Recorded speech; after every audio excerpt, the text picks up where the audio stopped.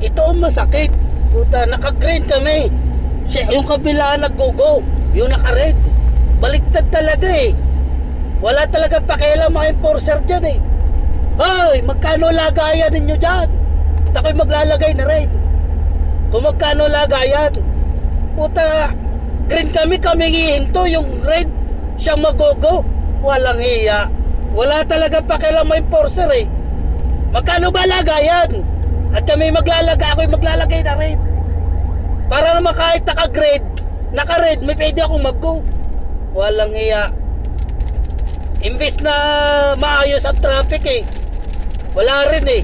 Pagulo eh. Ngayon lang ako nakikwentro, puta, naka-red ka.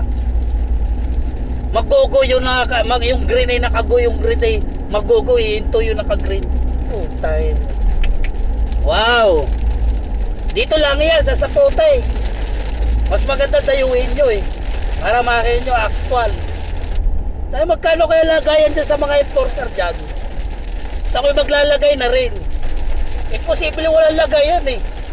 Kahit harapan nga, naro enforcer eh. Tumitira, nagyuyutod, walang pakialam eh. Subukan mo na yung mga rider na simple lang tumirat. Hindi naman kasino nakasagabal. Puta, huli ka talaga. Grabe. Talaga naman. Pati MMDA, pati enforcer eh. Wala rin patawad na eh.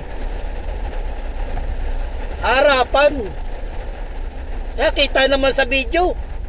Naka-green kami, putang ina, yung galing sa left side.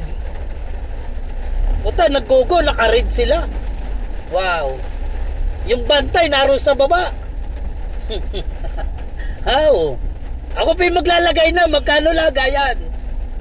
Para naman po kahit naka-red, pwede rin ako mag-go. Para hindi rin pa hulihin. Ala eh.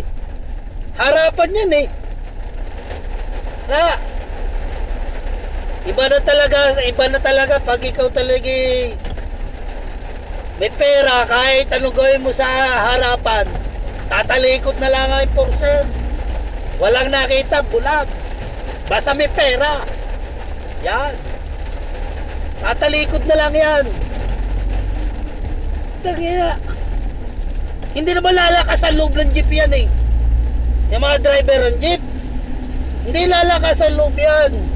Na naka-red na mag-go-go kung hindi yung mga yan naglalagay. Ay, awan lang. Grabe. Mandadamay pa kayo. Pati pasahero ninyong mga jeep kayo, idadamay nyo sa kakautik kapiranggot na makikitain ninyo. Halos yung makapapalit nyo doble. Pag naka-aksidente naman lang kayo, lahat ng makawa ginagawa nyo.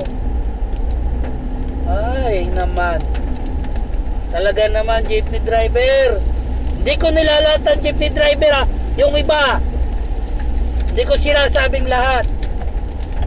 Gaya yung mga jeep na yung nadyan sa video yan. Nadyan din yung plate number. Wala. Nga. Ang pagdidiskistahan ng todo ng mga enforcer, yung mga rider.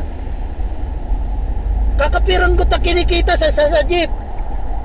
Magkano kinikita ng rider sa jeep? Baka isang biyahe ng jeep, 2 biyahe ng rider ang kikitain. Ganon. Sana naman po mga enforcer natin dyan, wag naman po ganon. Bias po eh. Kumpara po ba malaki malaki yung sasakyan, at itong mga motor, itong mga rider maliliit, siya tinitira nyo dahil kayang-kaya nyo. Ano bang mayroon dyan sa driver ng jeep na kung bakit di nyo mahuli? Kasi alam na yan kung bakit di nyo inuhuli. Yung bantay, may bantay sa stoplight, aalis doon pag may mag-u-turn jeep. Doon didestino sa baba. Wow. Tapos pag may tumira na hindi nila katropa, uhulihin nila. Ganyan yan eh. Sana naman po kayo mga enforcer, wag ko kayo bias. Gawin po natin yung tama po yung trabaho